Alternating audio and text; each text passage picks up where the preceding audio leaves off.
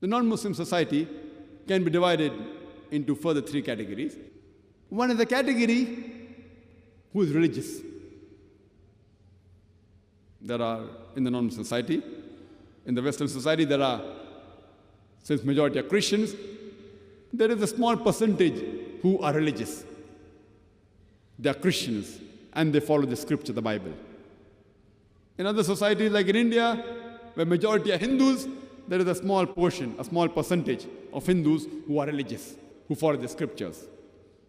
The best way to do dawah with these people is alaw ila Kalimatin, Sawa'in Baynakum. Come to common terms as between us and you. Which is the first term? Allah na'budu illallah. That we worship none but Allah.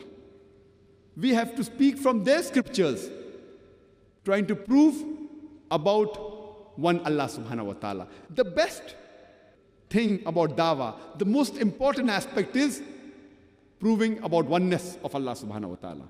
All the other aspects are secondary. If you cannot convince a non-Muslim about Tawheed, about monotheism, it is useless.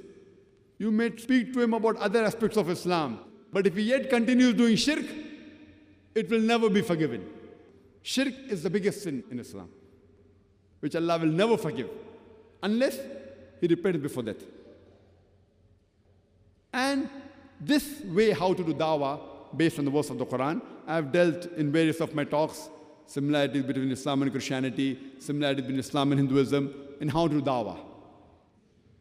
For example, living in the Western country, where the majority claim to be Christians, though a small percentage are religious,